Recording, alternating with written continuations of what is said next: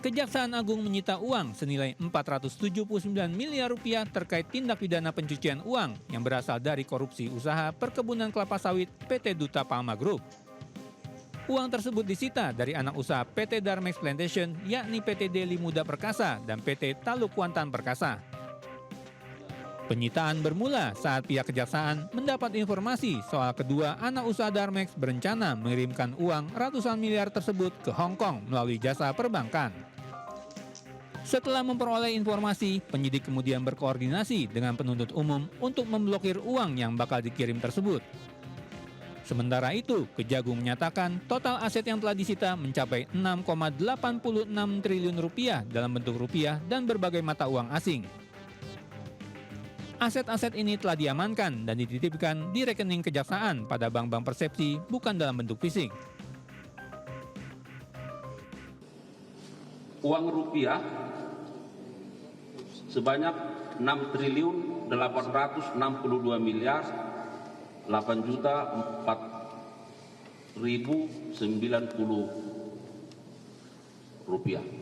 Jadi ada 6,8 triliun lebih.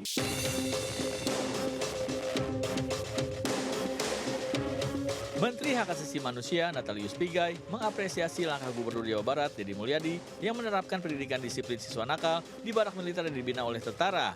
Kebijakan Deddy Mulyadi yang sempat menuai banyak sorotan dari berbagai kalangan ini dinilai seiring dengan asta cita Presiden Prabowo Subianto. Indonesia.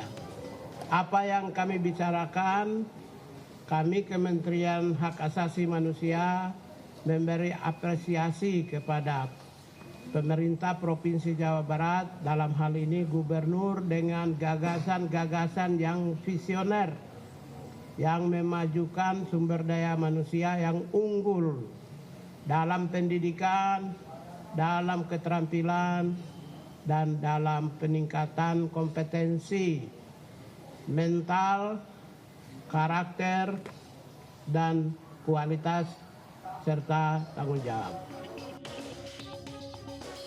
Sementara itu, program Deddy Mulyadi adalah untuk menata pola pendidikan karakter melalui peningkatan kualitas disiplin dan perubahan pola hidup. Karena banyak ditemukan sejumlah siswa di Jawa Barat kecanduan permainan game online, terpengaruh obat-obatan terlarang, serta minuman keras. Problem tersebut tidak bisa diselesaikan di internal sekolah melalui pendekatan bimbingan konseling serta di internal keluarga oleh orang tuanya. Nah, karena problem ini tidak bisa diselesaikan di sekolah dan di keluarga, serta tidak semua problem itu bisa ditangani lewat peradilan anak, maka harus ada upaya jangka pendek yang bisa dilakukan melalui pola pendidikan disiplin siswa. Sebelumnya, Gubernur Jawa Barat sejak 2 Mei 2025 melakukan program siswa masuk barak di beberapa kabupaten, salah satunya di Purwakarta. Program ini digelar untuk memberikan disiplin pada sejumlah siswa yang berperilaku nakal. Tim Liputan iNews melaporkan.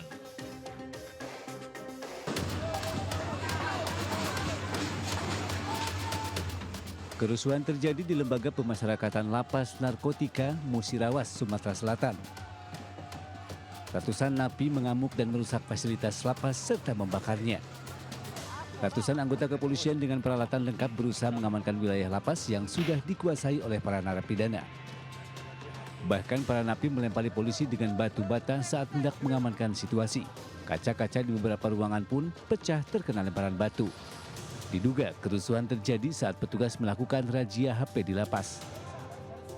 Nah, di kamar 8 terjadi kerusuhan di blok sebelah yang dipimpin oleh KPLP. Nah, jadi kami berhentikan, kami melihat kondisi di blok Bango tersebut.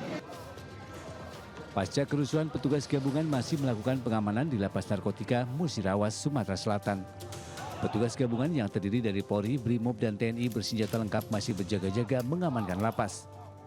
Situasi di dalam lapas berantakan dan pecahan kaca di mana-mana. 4 ruangan milik lapas dirusak oleh para napi yang terlibat kerusuhan dan 1 ruang tunggu pengunjung dirobohkan. Satreskrim Polres Musirawas langsung melakukan identifikasi dan olah TKP di dalam lapas untuk melakukan penyelidikan penyebab kerusuhan terjadi. Dari Musirawas, Sumatera Selatan, Sudirman iNews melaporkan.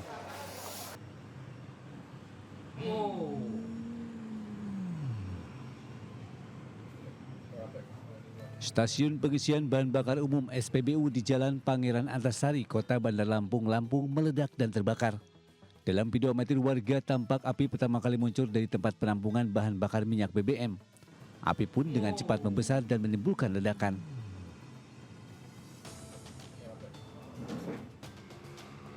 Namun kobaran api dapat dipadamkan oleh petugas SPBU.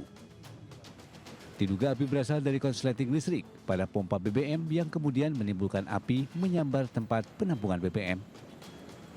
Api diduga dari pompa penampungan BBM yang kemudian terbakar sehingga menyulut juga menyambar ke dispenser Dextrite yang ada di SPBU. Belum diketahui pasti pemicu terjadinya ledakan, peristiwa ini kini masih dalam penyelidikan polisi.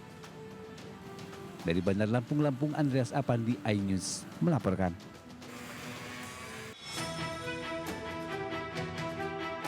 Beginilah kondisi permukiman warga usai dilanda kebakaran di Jalan Ampera Besar, Gang H, Pademangan Barat, Jakarta Utara.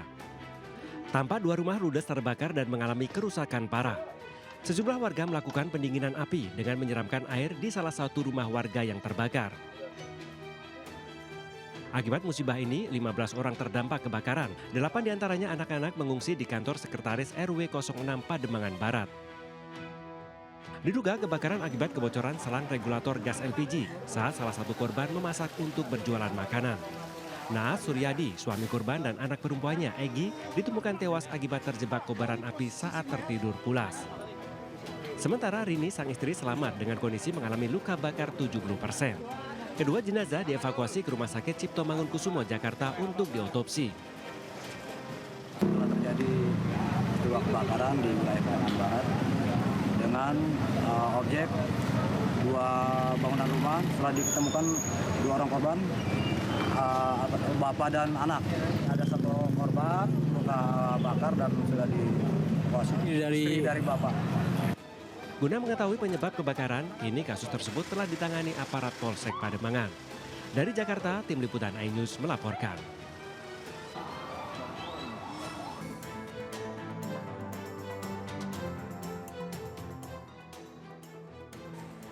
Ayu Aulia bersama 2 kuasa hukumnya Doni Manurung dan Helrian Saksono mendatangi Bareskrim Mabes Polri Kamis siang.